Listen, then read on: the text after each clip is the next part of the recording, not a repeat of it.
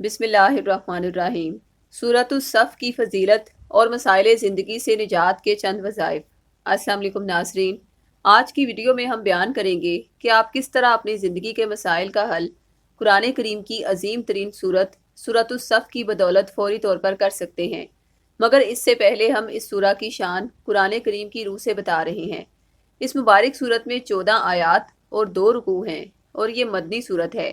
اس مبارک صورت میں مسلمانوں کو ایمان میں اخلاص اختیار کرنے اور اللہ کی راہ میں جان کی بازی لگانے کے لیے ابھارا گیا ہے۔ اس میں ضعیف الایمان مسلمانوں کو مخاطب کیا گیا ہے اور ان لوگوں کو بھی جو ایمان کا جھوٹا دعویٰ کر کے اسلام میں داخل ہو گئے تھے اور ان کو بھی جو مخلص تھے۔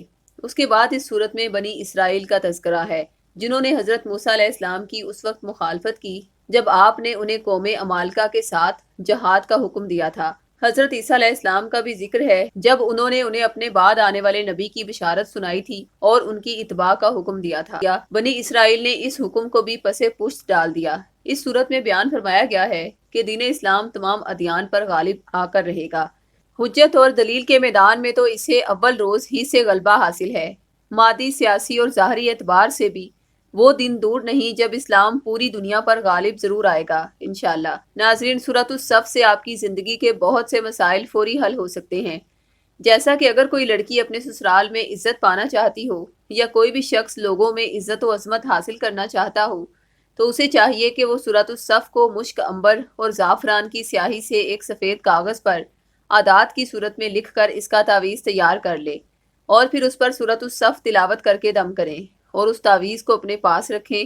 اس عمل سے انشاءاللہ بے پناہ عزت اور محبت ملے گی۔ سرکش اور نافرمان اولاد کو نیک اور فرما بردار بنانے کے لیے سورۃ الصف کا تعویذ بتائے گئے طریقے کے مطابق تیار کر کے بچے کے گلے میں پہنا دیں۔